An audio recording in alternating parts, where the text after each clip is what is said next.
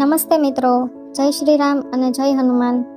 મારી યુટ્યુબ ચેનલમાં આપ સૌનું હાર્દિક સ્વાગત છે. આજે આપણે એક એવા દેવ વિશે વાત કરીશું જે સંકટ મોચન કહેવાય છે, જેમના નામ માત્રથી ભૂત પ્રેત અને નકારાત્મકતા દૂર ભાગે છે.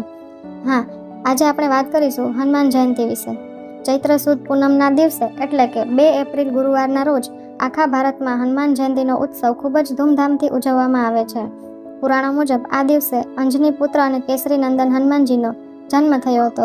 તેમને ભગવાન શિવના 11મા રુદ્રાવતાર માનવામાં આવે છે. હનુમાનજીનું જીવન આપણને ઘણું બધું શીખવે છે. હનુમાનજીએ સાબિત કર્યું છે કે સાચી ભક્તિમાં કેટલી શક્તિ હોય છે. ભગવાન રામ પ્રત્યે તેમનું સમર્પણ અજોડ હતું. તે માત્ર શક્તિશાળી જ નહોતા, પણ બુદ્ધિમતામ વરિષ્ઠમ એટલે કે બુદ્ધિશાળીઓમાં અગ્રણી હતા.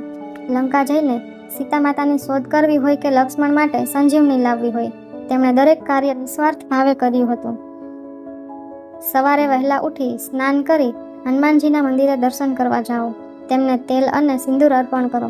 હનુમાન ચાલીસા અથવા સુંદરકાંડના પાઠ કરો.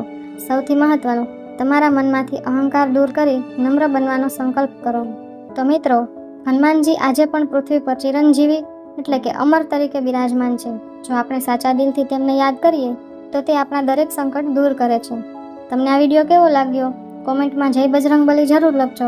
જો આ વિડીયો ગમ્યો હોય તો લાઈક કરજો અને ચેનલને સબસ્ક્રાઈબ કરવાનું ભૂલતા નહીં. ફરી મળીશું આવા જ એક ભક્તિમય વિડીયો સાથે. ત્યાં સુધી જય શ્રી રામ, જય શ્રી કૃષ્ણ, જય હનુમાનજી.